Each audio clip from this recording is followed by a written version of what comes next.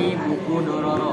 Dororo adalah sebuah manga yang mengisahkan tentang petualangan seorang samurai bernama Yakimaru dan seorang pengemis bernama Dororo di era feodal Jepang. Yakimaru berusaha memulihkan tubuhnya yang telah dicuri oleh iblis, sedangkan Dororo membantunya dalam perjalanan mereka. Manga Dororo ditulis oleh Osamu Tezuka, salah satu manga terkenal di Jepang. Manga ini merupakan adaptasi dari cerita klasik Jepang dengan judul yang sama. Manga Dororo berlatar di Jepang pada era feodal. Ceritanya melintasi berbagai wilayah di Jepang, termasuk desa-desa terpencil, kota-kota besar, dan kastil-kastil yang dikuasai penjahat. Manga Dororo pertama kali diterbitkan pada tahun 1967 sampai 1968. Tujuan dari cerita ini adalah untuk mengikuti petualangan Yakimaru untuk mencari bagian tubuhnya yang dicuri oleh iblis dengan bantuan Dororo. Manga Dororo mengikuti perjalanan Yakimaru dan Dororo saat mereka menjelajahi dunia yang penuh dengan kejahatan dan kegelapan. Yakimaru yang kehilangan sebagian besar tubuhnya sebagai hasil kontak ayahnya dengan iblis, berusaha membunuh iblis-iblis tak bertanggung jawab dengan bantuan Dororo. Hikmah yang dapat diambil dari manga Dororo adalah pentingnya keberanian, tekad, persahabatan, dan kerjasama untuk menghadapi konflik dan musuh yang menantang. Assalamualaikum warahmatullahi wabarakatuh. Berdirinya seri sini saya akan mempresentasikan sebuah buku yang saya baca yang berjudul Atheist. Penulisnya Asdiat Katami Hadja, penerbit Balai Pustaka, jumlah halaman 250, tahun terbit 1949, cetakan pertama. Buku Atheist ini adalah sebuah novel karya Asdiat Katami Hadja yang diterbitkan oleh Balai Pustaka pada 1949. Romans yang menggunakan 3 gaya naratif ini menceritakan tentang kehidupan Hasan, seorang muslim muda yang dibesarkan untuk berpegang pada agama, tetapi akhirnya meragukan agamanya sendiri setelah berurusan dengan seorang sahabat penganut Marxisme, Leninisme, dan seorang penulis penganut nihilisme. Tokoh utamanya ada Hasan, Kartini, Anwar, dan Rusli. Latar yang digunakan pagi, siang, sore, dan malam, dan juga digunakan di sekolah mulu dan kampungnya. Kejadian ini berawal saat Hasan bekerja di Bandung untuk pemerintah pendudukan Jepang dan hidup secara asketik. Saat di Bandung, dia bertemu dengan sahabat kecilnya, Rusli. Rusli memperkenalkan seorang gadis bernama Kartini. Karena melihat bahwa Rusli dan Kartini adalah Marxis-Leninis yang ateis, Hasan merasa seakan dipanggil untuk mengembalikan mereka ke agama Islam. Namun, dia tidak bisa mengatasi argumentasi Rusli yang menolak agama sampai Hasan pun mulai meragukan keimanannya sendiri. Anwar adalah sebab kedua peristiwa yang menghancurkan hidup Hasan. Ejekan Anwar membuat Hasan bertengkar dengan keluarganya. Dari cerita tersebut, hikmah apa yang kamu dapatkan? Hikmah yang didapatkan di dalam buku Atheist ini adalah yang pertama, kita harus mendengarkan perkataan baik yang dikatakan oleh orang tua. Yang kedua, menguatkan iman dan ketakwaan agar senantiasa berada di jalan yang benar. Yang ketiga, menyaring apa yang dikatakan oleh teman.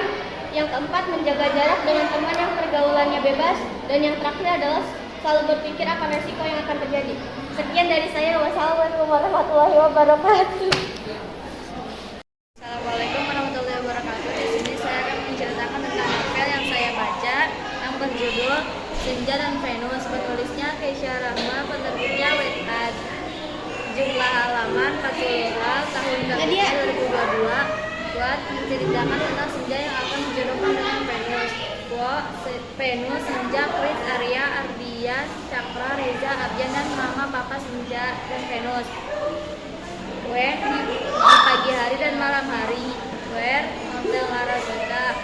Hey, Mama Papa Senja dan Venus sengaja menjodohkan mereka sedari mereka masih kecil.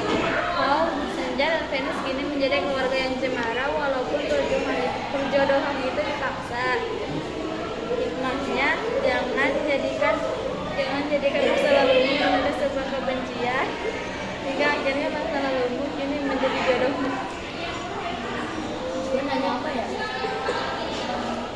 Tadi hikmahnya jangan dibaca, harus Ya, hikmah apa yang kamu dapat dari cerita itu? Jangan jadikan masa lalumu menjadi sebuah kebencian hingga akhirnya masa lalumu jadi menjadi jodoh.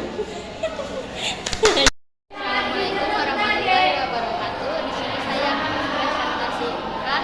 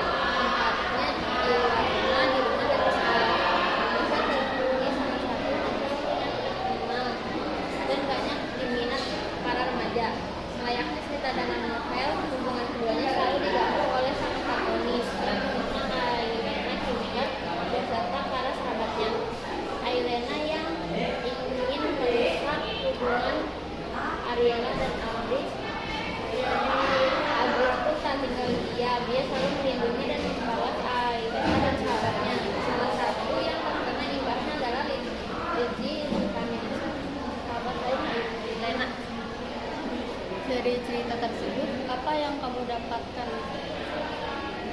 Intinya jangan pernah merebut harga orang lain karena takut punya emosi sendiri.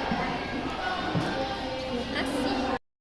Perkenalkan, saya Kristabel dari kelas 8J ingin mempresentasikan buku berjudul Dijodohkan dengan Ketos, penulis Sandakuy, penerbit Sandakuy, tahun terbit 2023, jumlah halaman 140.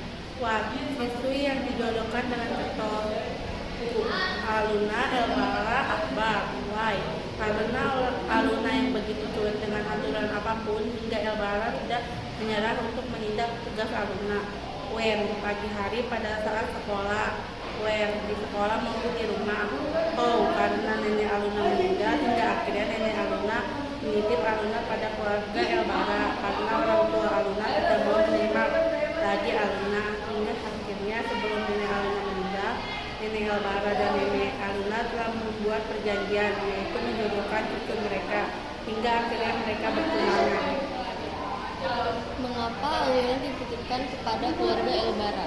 Karena nenek Aluna meninggal hingga akhirnya nenek Aluna menitip Aluna pada keluarga Elbara. Assalamualaikum warahmatullahi wabarakatuh. Perkenalkan nama saya Didi. Saya akan menceritakan kembali buku yang saya baca yang berjudul London, penulis Indri Ramadina, tebal buku 309 halaman, penerbit PT Gramedia Pustaka Utama, tahun terbit 2013. Novel ada orang bisa di novel berjudul London ini mengisahkan tentang kehidupan seorang penulis novel romantis yang bernama Gilang yang memiliki sahabat yang mencintai sendiri namanya Nim. Mereka saling bersahabat, namun sahabatnya itu menjadi cinta. Hal inilah yang dirasakan oleh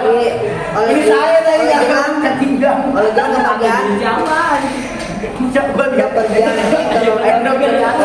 dan bekerja membuat Gilang merasakan rindu yang amat dalam.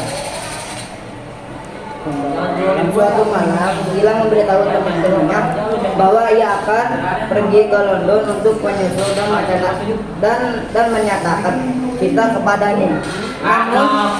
Namun di London ia justru bertemu dengan gadis misterius yang diberi nama Goldilocks. Gadis tersebut sering muncul di saat hujan. Ketika hujan reda, gadis pun gadis itu pun menghilang di sisi lain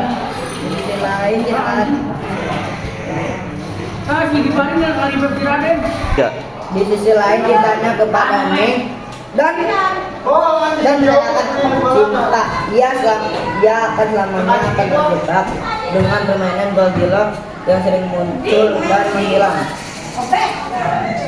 Hilang alur cerita yang disajikan dengan menarik dan cocok dibaca untuk remaja hingga dewasa. Tulisan visi hingga membuat pembaca nyaman menikmati novel tersebut menjelaskan tema detail sehingga pembaca dapat berimajinasi hingga ke kota London. Dan kekurangan di novel ini adalah desain cover bukunya kurang menarik. Hikmahnya, jangan mencintai seseorang terlalu dalam dan berharap secara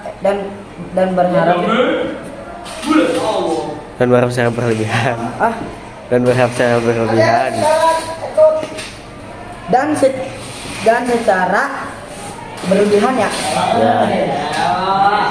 Jangan mencintai seseorang kalau dalam dan jangan berharap secara berlebihan. Jangan berharap secara berlebihan karena dia belum tentu milik kita. Dari sini Ron. Iya. Udah. Assalamualaikum. warahmatullahi wabarakatuh.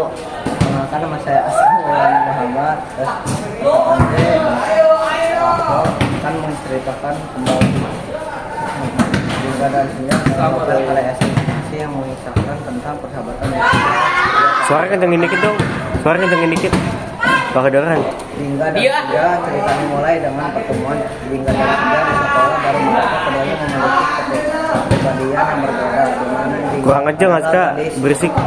Soalnya yang ceria dan ekspresif, sedangkan Senja adalah gadis pendiam dan misterius. Meskipun begitu mereka saling tertarik satu sama lain dan menjadi sahabat yang tidak terpisahkan. Melalui perjalanan hidup mereka, Jingga dan Senja mengalami berbagai macam pengalaman. Mereka menghadapi cobaan dan rintangan termasuk konflik emosional dan intrik dari orang-orang di sekitar mereka, namun mereka tetap saling mendukung dan menguatkan satu sama lain dalam menghadapi masalah tersebut. Selama perjalanan mereka, Jingga dan Senja juga terlibat dalam kisah cinta yang unik. Jingga jatuh cinta pada seorang bernama Rangga, sementara Senja merasa tertarik pada seseorang misterius yang disebut Surya. Namun keduanya menghadapi berbagai konflik dan hambatan dalam hubungan mereka, termasuk kecemburuan dan kesalahpahaman dan perbedaan pandangan hidup. Agar ini menggambarkan perkembangan karakter Jingga dan Senja, di mana mereka mengalami pertumbuhan pribadi dan belajar mengatasi kelemahan mereka, menghadapi kesulitan dalam mencari jati diri, mengenali nilai jati diri, dan menghadapi kekecewaan serta kehilangan. Melalui cerita Jingga dan Senja, menyampaikan pesan tentang pentingnya persahabatan yang kuat, menghargai perbedaan dan perubahan pribadi. Mereka ini juga menyoroti nilai-nilai seperti kejujuran, kesetiaan, dan ketambahan dalam menghadapi cobaan hidup. Akhir cerita menggambarkan Jingga dan Senja telah dilewati berbagai rintangan dan menemukan kedewasaan. Mereka belajar tentang kemudian menerima diri sendiri dan mengejar kebahagiaan yang sejati. Secara keseluruhan, Jingga dan Senja adalah kisah yang muda yang masih menghadirkan konflik dan kehangatan, persahabatan serta mengeksplorasi perjalanan cinta dan beban pribadi. Assalamualaikum warahmatullahi wabarakatuh. Saya akan menceritakan judul buku Sang Pemimpin dan penulisnya Andrea Hirata, penerbitnya PT Bintang Pustaka, tahun terbitnya 2008. Novel karya Andrea Hirata ini mengisahkan tentang kehidupan tiga anak Melayu Belitung bernama Are, Ikal, dan Ibron. Kehidupan mereka penuh perjuangan, lika-liku dan tantangan, sehingga mereka yakin dengan adanya kekuatan cinta, adanya rasa percaya terhadap kekuatan mimpi dan kekuasaan Tuhan. Mereka duduk di bangku SMA dan bekerja menjadi kuli ikan untuk bertahan hidup. hikmah dari buku yang kamu baca apa? Semangat untuk belajar. Oke. Assalamualaikum warahmatullahi wabarakatuh. Saya akan membacakan buku yang berjudul Perahu Kertas dengan penulis buku Dewi Lestari. Nama penerbit adalah Periode Pustaka dan Bintang Pustaka. Buku ini diterbitkan pada tahun 2010. Perahu Kertas merupakan satu di antara karya Dewi Lestari yang sudah diangkat dalam film layar lebar. Perahu Kertas mengisahkan seorang pria yang bernama Kinan yang telah menyelesaikan pendidikannya di Belanda, yang bercita-cita menjadi seorang seniman lukis. Namun ayah Kinan tidak mengizinkan dan lebih menginginkan Kinan belajar di perguruan tinggi Fakultas Ekonomi. Dikisahkan pula seorang perempuan yang bernama Pudi dengan pembawaan ceria dan riang, juga sangat menyukai dongeng. Kebiasaan Pudi menuliskan semua perasaannya pada kertas yang dibentuk perahu, lalu memutarnya di sungai, berharap dewa Neptunus membacanya. Buku ini mempunyai kelebihan adalah para karakternya yang sangat kuat. Penulis menggambarkan setiap karakter begitu unik dan berkesan. Dan buku ini mempunyai kekurangan, yaitu alurnya mudah ditebak. Buku ini mempunyai tokoh yaitu Budi, Pinan, Bude, Pawayan, Mahni, Dimkinan, dan masih banyak yang lain. Terima kasih. Apa hikmah dari film itu, cuy? Apa hikmah dari film itu? Apa hikmah dari buku yang kamu baca? Apa hikmah dari buku yang kamu baca, cuy? Hikmahnya ya penulis Andrea Hirata, penerbit PT Bintang Pustaka, tahun terbit 2008. novel karya Andrea Hirata ini mengisahkan tentang kehidupan tiga anak Melayu melintang bernama Sarai, Ikal, dan Imron. Kehidupan mereka penuh perjuangan, lika-liku, dan tantangan, sehingga mereka yakin dengan tantangan mereka yakin dengan adanya kekuatan cinta, adanya rasa percaya terhadap kekuatan mimpi dan kekuasaan Tuhan. Mereka duduk di bangku SMA dan bekerja menjadi kuli ikan untuk bertahan hidup. Di SMA negeri bukan main terdapat kepala sekolah yang baik dan bijaksana. Beliau bernama Pak Balia. Selain itu ada tokoh antagonis yang ditakuti siswa beliau bernama Pak Mustar. Beliau menjadi galak karena anaknya tidak diterima di SMA negeri bukan main. Arai dan Ikal masih mempunyai hubungan darah ketika Arai duduk di bangku kelas 1 SD, ibunya meninggal, dan saat duduk di bangku kelas 3 ayahnya meninggal. Hal ini menyebabkan di kampung Melayu dikenal sebagai simpang keramat. Kelebihan novel ini mengandung nilai moralitas dan sosialisme. Ceritanya menarik sehingga dapat dimengerti. Kekurangannya dijumpai beberapa bahasa pisahan sehingga bagi pembaca pemula akan kesulitan saat membacanya. Kesimpulannya, kisah novel ini memang sangat mengagumkan dan bisa menjadi sebuah inspirasi. Oke. Perkenalkan, nama saya Jahel Apanji. Saya akan membaca buku ini. Judul buku Misteri Topeng Petaka, penulisnya Rashid Akbar, terbit buku 12, penerbit Buklu Hakim, anggota IKAPI tahun 2015. Terbongkarnya penyelundupan sabu-sabu oleh komunitas anak yang berfungsi itu diturunkan di bahan diem dan kawan pantai Marunda. Hampir seminggu setelah itu boneka-boneka lucu diapaskan ke orang-orang yang bekerja di drama Babalim yang menganggap terpencil. Kita menceritakan tujuan pelan-pelannya dan sampai kata-kata Babalim yang tidak bisanya mengucapkan huruf R. Masih orang-orang pribumi kepercayaan Babalim ikut dihitung jumlah boneka. Udah aja. Assalamualaikum warahmatullahi wabarakatuh. Perkenalkan, nama saya Angga Sajaya Sukarya. Judul buku Hujan. Penerbit Gramedia Pustaka Utama. Tahun terbit 2016. Jumlah halaman 320. Pengarang Tere Li. Wen tahun 2024. Wen tahun 2042. Wen Lampung. Leo Elijah Lail Mariam besok Ibu Saru. Kuat gadis berusia 13 tahun yang pada hari pertama sekolahnya mengalami bencana. Wai mengalami bencana gunung meletus dan gempa dahsyat serta merenggut nyawa kedua orang tuanya. Hau esok menolong Lail dan mencoba untuk membuat Lail menerima bencana yang menimpanya. Assalamualaikum warahmatullahi wabarakatuh. Nama saya Muhammad Al-Fatih Azim. Saya akan menceritakan kembali manga yang berjudul Blue Lock.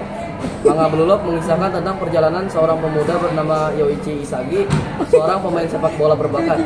Cerita berlangsung di Jepang, di mana sepak bola adalah olahraga yang sangat populer. Namun Isagi merasa frustasi dengan sistem tim sepak bola yang mengutamakan kerjasama dan tidak memberikan kesempatan individual untuk bersinar. Segalanya berubah ketika Isagi mendapat kesempatan untuk bergabung dengan Blue Lock, sebuah program pelatihan khusus yang bertujuan mencari striker terbaik di Jepang. Blue Lock didirikan oleh pelatih legendaris bernama Jinpachi Ego yang memiliki visi radikal untuk mengembangkan striker individual yang tak terkalahkan. Isagi dan sejumlah pemain sepak bola berbakat lainnya dipilih untuk mengikuti program Blue Lock. Mereka menjalani pelatihan intensif dan kompetitif di Blue Lock yang menguji kemampuan fisik, mental, dan teknis mereka. Mereka harus melawan satu sama lain dalam pertandingan simulasi dan tugas latihan yang berat. Isagi bertemu dengan rival dan rekan-rekan tim yang berbakat lainnya seperti Rensuke Kunigami, Shidao Mizuki, dan Kyusei Bachira Ichijo. Mereka semua memiliki ambisi untuk menjadi striker terbaik dan memiliki keunikan masing-masing dalam gaya bermain mereka. Selama perjalanan mereka di Blue Lock, Isagi dan para pemain lainnya menghadapi tantangan persiapan yang ketat dan pertumbuhan pribadi Mereka belajar mengatasi ketakutan, kegagalan, dan mengasah keterampilan sepak bola mereka melalui latihan yang keras dan pertandingan yang menegangkan. Mereka semakin memahami arti dari sepak bola dan pentingnya kerjasama dalam mencapai tujuan mereka. Di tengah perjalanan mereka, Sagi dan timnya juga menghadapi konflik internal dan eksternal yang menguji persahabatan mereka harus belajar bekerja sebagai tim dan mengatasi perbedaan mereka untuk mencapai tujuan bersama. Manga Blue Lock menyuguhkan cerita yang penuh aksi, persaingan, dan pertumbuhan karakter. Ini adalah kisah tentang perjuangan individu untuk mencapai keunggulan dalam olahraga sepak bola dan menemukan makna sejati dari menjadi seorang striker. Oke. Assalamualaikum, nama saya Faisal Adian Sulianto. Saya akan mempresentasikan buku yang berjudul Gajah Mada, Takhta, dan Anggara. Buku ini dikarang oleh Langit Kresna Haryadi, penerbit Tiga Serangkai, diterbitkan tahun 2012. Buku ini dibuka dengan peristiwa Prabu Jayanegara yang dibunuh Ratanca 9 tahun pasca pemberontakan Dharmaputra. Buku ini, pemberontakan Dharmaputra terjadi 9 tahun pasca pemberontakan Dharmaputra. Tempat dan latar di Trawulan, Kabupaten Mojokerto, Jawa Timur.